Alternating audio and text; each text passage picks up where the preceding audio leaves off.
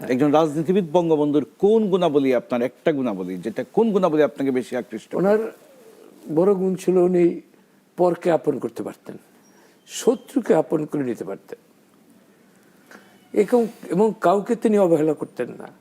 গরিব দুঃখী মানুষ, তার বক্তৃতার মধ্যে যায় গরিব দুঃখী মানুষ ছিল তার প্রাণ, তাদেরকে তিনি ভালোবাসতেন। আজকে তার কন্যার নেতৃত্বে যে বাংলাদেশ হয়েছে, এই বাংলাদেশই বঙ্গবন্ধু চেয়েছিলেন, কিন্তু তিনি করে যেতে পারেন নাই। শূন্য হাতে যাত্রা শুরু করে যে তিনি কি করেছেন কাছে থেকে আমি দেখেছি। নিজে যখন স্বরাজ উদ্যানে বলেছিলেন যে আমি 3 বছর কিছু দিতে পারবো না, আবার 74 যখন দুর্ভিক্ষ হলো তখন বলেছিলেন ভাত না খেয়ে রুটি খাবার জন্য, তিনি রুটি খেতেন, তাকে জোর করেও সেই শ্রদ্ধা ভাবী বঙ্গমাতা তাকে ভাত খাওয়াতে পারতেন না। সুতরাং কথা এবং কাজে এরকম মিল থাকা একজন মানুষ, তাহলে আপনি বুঝতে পারেন না।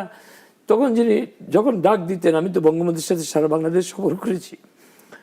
70 নির্বাচনের সময় একদিন 40টা জনসভায় ভাষণ দিয়েছেন। কি ভাষণ?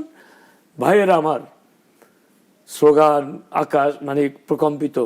যখনই ডাক ভাইয়েরা আমার, নীরব নিস্তব্ধ।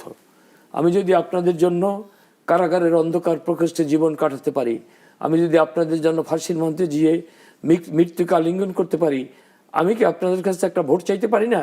মানুষ 2 হাত ধরে বলতে, হ্যাঁ, বক্তৃতা শেষ, তাহলে আমার সাথে স্লোগান দেন, জয় বাংলা জয় বঙ্গবন্ধু, বক্তৃতা শেষ। আর তার বক্তৃতা দেখেন, পল্টন ময়দানে বক্তৃতা করেছে 20 মার্চ 1966, শয়দাবাদ দেবার পরে 18-19-20 কনফারেন্স ছিল।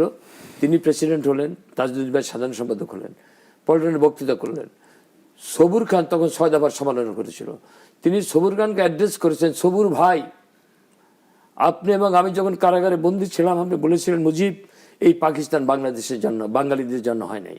আর আজকে আপনি আইয়ুব খানের মন্ত্রী হয়ে আমার অ্যাড্রেস করেছেন সবুর ভাই।